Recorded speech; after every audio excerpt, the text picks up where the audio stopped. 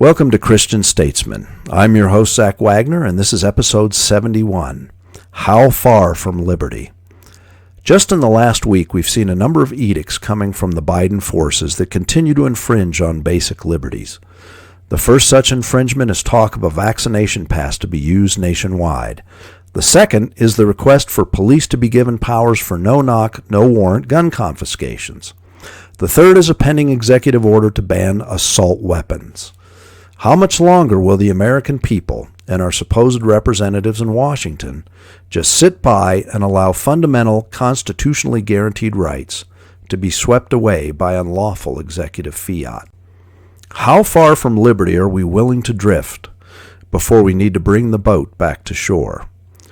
The first issue may be the most difficult. Where in any semblance of law can an experimental medical treatment be required for free movement around the country? And that is exactly what this treatment is, an untested, unverified, experimental medical treatment. And a treatment with well-documented side effects and even fatalities attributed to it. How can such a mandate be equitably administered and enforced? It simply cannot be. I contracted COVID well over a year ago, long enough to fail most antibody tests. Why would I consider a vaccination for a condition I have already had and overcome?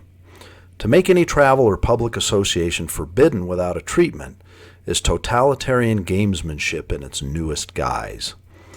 The second request for non-warranted police gun confiscation essentially throws the Fourth Amendment right out the window. And any pretense of due process or warranted police proceedings is just laid by the wayside.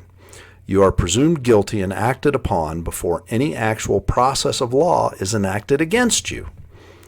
And the executive fiat to ban assault weapons, and likely many more guns, if not eventually all guns, is even worse. Why such attention brought back upon the guns all of a sudden? History is a great teacher here. In every case over the last century or so, before a totalitarian government could exercise complete control, it had to first disarm its population. The possibility of a populist uprising against a regime that was about to implement total authoritarian control could not be allowed. The University of Hawaii studied this issue over the last decade. The university's study looked at domestic democides over the last 100 years. Democide is genocide enacted by a government against a section of their own population. Think Germany in the 30s and 40s, Russia during and after the Communist Revolution, and the Stalinist purges, China in the 50s and 60s, or Cambodia during the Khmer Rouge Revolution of 1976.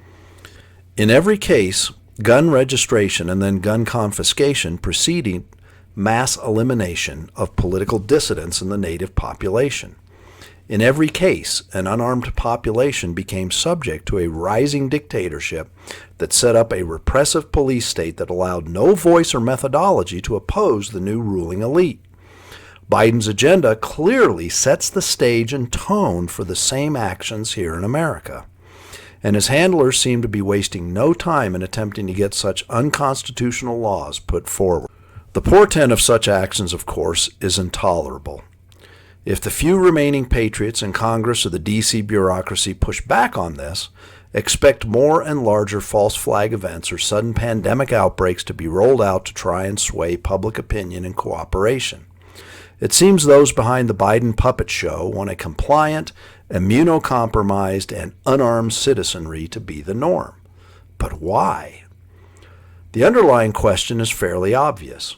How long will our fundamental constitutional liberties be eroded before there is a populist pushback?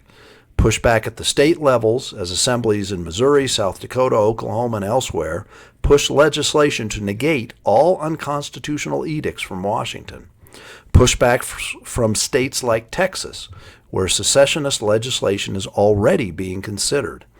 Pushback from individual patriot communities where noncompliance could become a kinetic event that will result in a lot of pain and suffering and multiply disorder. When Biden made his supposed victory speech in January, he promised to be a president for all Americans. Since then, he has rapidly begun taking action that are detrimental to all Americans. At least in this, he is being bipartisan. He's trampling on the liberties of Republicans and Democrats with equal alacrity. These continually darker proclamations are moving the country directly towards a bureaucratic dictatorship, and that never ends well. If these types of liberty-reducing actions continue, we can expect the inevitable opposition against such overreach to grow. What it could grow into could be just as troublesome as the poor and unlawful policy making itself. If you want to see growing civil unrest, keep it up. Many prognosticators more knowledgeable than we have stated attempts at gun confiscation could literally spark a civil war. Conservatives stay pretty calm until pushed to the point of breaking. How far from that breaking point are we as our liberties are pushed farther and farther into a national memory? It is a valid question. Thank you for being with us today. Please subscribe, tell your friends, and as always, have a blessed day.